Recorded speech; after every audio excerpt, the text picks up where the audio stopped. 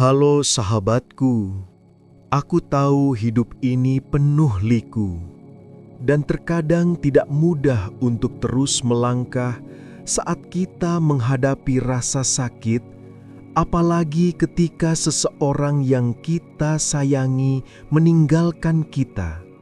Rasanya campur aduk, sedih, kecewa, rasa kehilangan, bahkan mungkin sampai merasa sendiri di dunia yang seakan sunyi.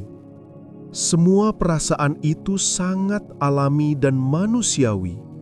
Jadi, jangan pernah merasa salah atau malu saat mengalaminya. Di saat seperti ini, yang kita butuhkan bukan cuma solusi instan, tapi juga dipahami dan didengar. Jika kamu sedang mengalami hal ini, aku ingin kamu tahu, kamu tidak sendiri. Di sini, aku ingin jadi tempat yang aman untuk kamu berbagi cerita dan perasaanmu. Jangan ragu untuk tulis di kolom komentar apa yang sedang kamu rasakan. Aku akan baca dan berusaha membalas sebaik mungkin. Karena aku percaya, dengan saling berbagi, beban itu akan terasa lebih ringan. Kalau kamu merasa video ini bermanfaat, jangan lupa untuk like dan subscribe supaya kita bisa terus saling mendukung dan berbagi cerita lanjutannya di video-video berikutnya. Sekarang, mari kita lihat apa saja yang bisa kita lakukan ketika merasa ditinggalkan. Poin 1. Terima perasaanmu dengan baik. Hal paling penting pertama kali adalah menerima perasaan yang kamu rasakan, apapun itu. Jadikan dirimu ruang aman untuk emosimu. Jangan menekan rasa sedih, kecewa, atau marah yang mungkin muncul. Saat kita melawan atau menahan perasaan itu, beban justru akan menumpuk dan membuat proses penyembuhan jadi lebih lama. Ingat, perasaan negatif bukanlah tanda kelemahan. Justru dengan memberi ruang untuk merasa apa adanya, kamu sedang memberi hati kesempatan untuk mulai menyembuhkan luka.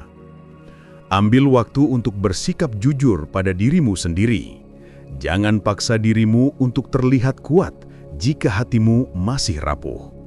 Hanya dengan menerima, kita bisa mulai bergerak maju. Poin 2. Jangan menyalahkan diri sendiri.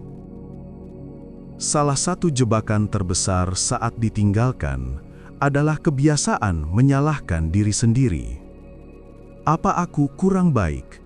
Atau kenapa aku nggak cukup? Adalah pikiran yang sering muncul dan malah semakin melukai hati. Tapi kenyataannya, sayang sekali jika kamu terus membebani dirimu dengan pertanyaan-pertanyaan itu.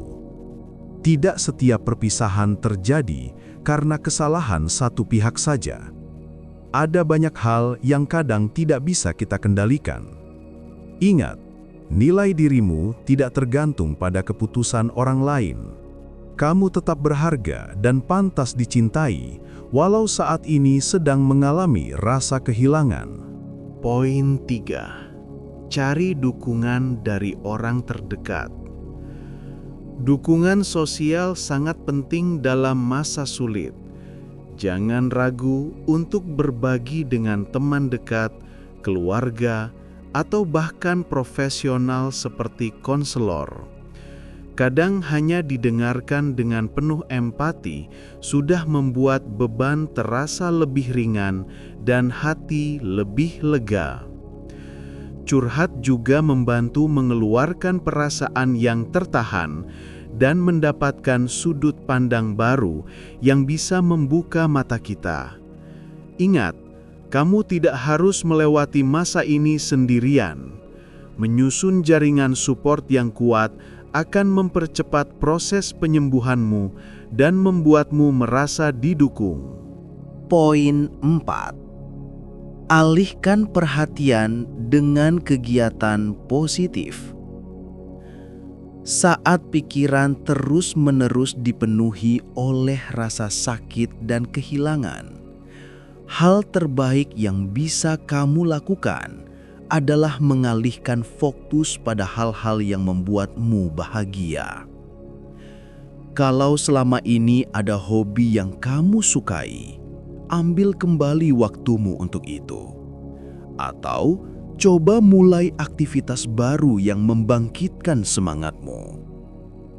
Kegiatan positif seperti olahraga ringan, meditasi, belajar hal baru, atau bergabung dengan komunitas bisa mengalihkan perhatian dan memberi energi positif. Dengan begitu, kamu memberdayakan diri sendiri, bukan terperangkap dalam lingkaran kesedihan. Poin 5. Jaga kesehatan fisik dan mental. Ketika hati terluka, badan pun bisa ikut merasakan dampaknya. Pola makan yang buruk, kurang tidur, dan stres bisa memperparah keadaan.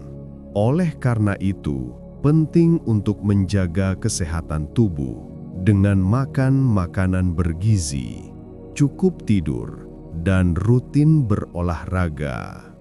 Selain itu, luangkan waktu untuk relaksasi, seperti meditasi, yoga, atau teknik pernapasan untuk menenangkan pikiran. Kesehatan badan yang baik membuat pikiran lebih tenang dan emosi lebih stabil, sehingga proses penyembuhan jadi lebih optimal. Poin 6. Refleksi dan ambil pelajaran dari pengalaman.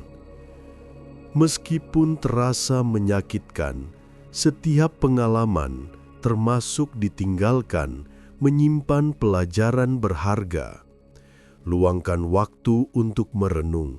Apa yang bisa kamu pelajari dari peristiwa ini tentang dirimu sendiri, hubungan, dan apa yang kamu butuhkan ke depan? Menulis jurnal bisa membantu mengurai perasaan dan mengorganisir pikiran. Pelajari bagaimana kamu bisa tumbuh dari luka ini, bukan hanya sekedar bangkit, tapi menjadi pribadi yang lebih kuat dan bijaksana. Poin 7. Berikan waktu untuk pemulihan. Proses penyembuhan hati itu tidak instan, dan tiap orang membutuhkan waktu yang berbeda-beda. Jangan memaksakan diri untuk cepat move on jika hatimu belum siap. Beri ruang dan waktu agar perasaan itu bisa sembuh secara alami. Saat kamu mulai merasa lebih kuat, itu adalah tanda bahwa kamu sudah siap membuka lembaran baru. Sambut masa depan dengan hati yang lapang dan penuh harapan. Ingat, proses ini adalah perjalanan yang berharga dan bagian dari pertumbuhan hidupmu. Penutup. Ditinggalkan memang tidak mudah, tapi bukan berarti akhir dari segalanya. Kamu memiliki kekuatan besar di dalam dirimu untuk bangkit, belajar, dan memulai cerita baru yang lebih indah. Luka dan rasa sakit akan menjadi guru yang mengajarkan kita arti kekuatan dan ketabahan. Jangan lupa, kamu tidak pernah sendiri.